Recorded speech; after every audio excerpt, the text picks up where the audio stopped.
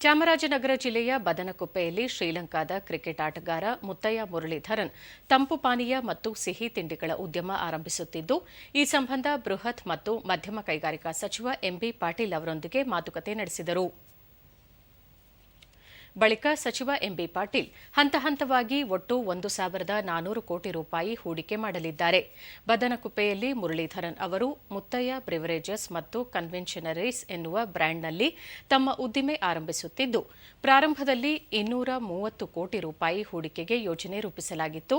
ನಂತರ ಅದು ಈಗ 1,000 ಕೋಟಿ ತಲುಪುತ್ತಿದೆ. ಮುಂದಿನ ದಿನಗಳಲ್ಲಿ 1,400 ಕೋಟಿ ರೂಪಾಯಿಯಾಗಲಿದೆ ಎಂದರು. ಈಗಾಗಲೇ 46 ಎಕರೆ ಭೂಮಿ ನೀಡಲಾಗಿದ್ದು, ಇದಕ್ಕೆ ಸಂಬಂಧಿಸಿದಂತೆ ಕೆಲ ಸಣ್ಣಪುಟ್ಟ ತೊಡಕುಗಳಿದ್ದವು.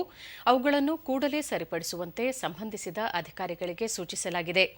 ಬದನಕುಪ್ಪೆಯಲ್ಲಿ ಮುಂಬರುವ ಜನವರಿಯಲ್ಲಿ ಉತ್ಪಾದನಾ ಚಟುವಟಿಕೆ ಆರಂಭವಾಗಲಿದೆ. ಮುಂಬರುವ ದಿನಗಳಲ್ಲಿ ಮುತ್ತಯ್ಯ ಧಾರವಾಡದಲ್ಲೂ ಸಹ ತಮ್ಮ ಉದ್ಯಮದ ಒಂದು ಘಟಕ ಸ್ಥಾಪಿಸಲಿದ್ದಾರೆ ಎಂದು ತಿಳಿಸಿದರು.